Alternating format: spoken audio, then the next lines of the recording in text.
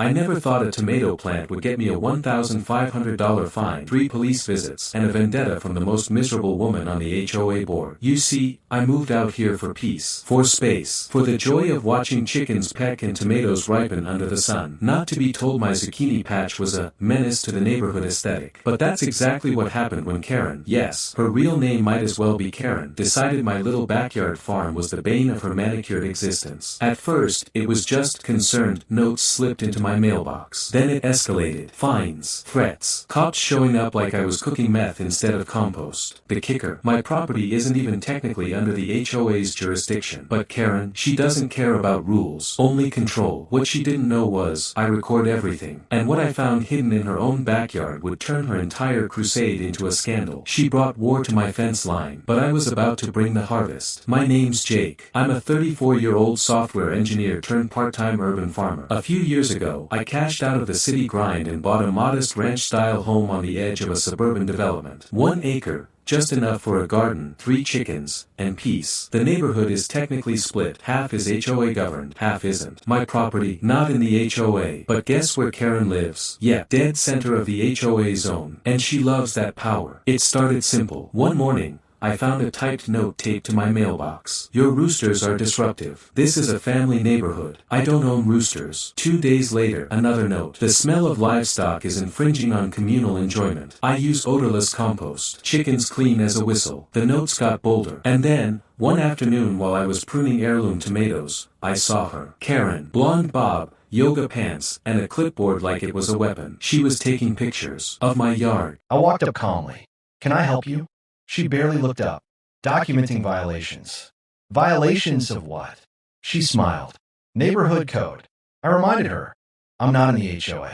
She said, oh, but you affect us. 2 days later, I received a letter from the HOA demanding I remove my unauthorized farm structures. My chicken coop. This was just the beginning. Within weeks, Karen had turned my quiet life into a siege. She reported me to the county health department. Twice, an officer showed up and looked almost embarrassed. Sir, she said your chickens are feral. I offered him an egg and a coffee. He laughed and left. Then came the fines.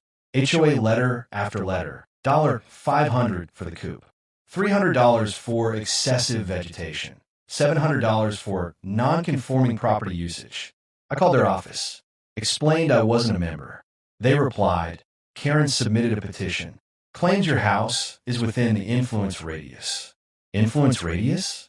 Next came sabotage. One morning, I found my compost bins overturned. Another day, my irrigation hose had been sliced. I installed cameras. Sure enough, Karen, at 2:17 a.m., in a hoodie, creeping around my property line with scissors. I submitted the footage to the sheriff's department. They warned her. She responded by calling the cops on me. Said I was harboring dangerous animals. 3 squad cars. For chickens. The officer, same one as before, sighed. Jake, I'm sorry. We're obligated to check it out. The chickens clucked politely as he left. Karen wasn't acting alone, either. 2 other HOA board members started showing up. Measuring things. Inspecting. I found them with measuring tape near my fence. When I confronted them, they said, we're surveying for community compliance. I said, this isn't your jurisdiction. They smiled. Yet, that night I decided enough. I started digging into Karen's history. And what I found, well, it changed everything. Turns out, Karen had been in 3 HOA lawsuits in the last 5 years. Each time, she pushed past her jurisdiction, targeted properties, and, get this, was caught embezzling funds once. She settled privately. I dug deeper. Public records.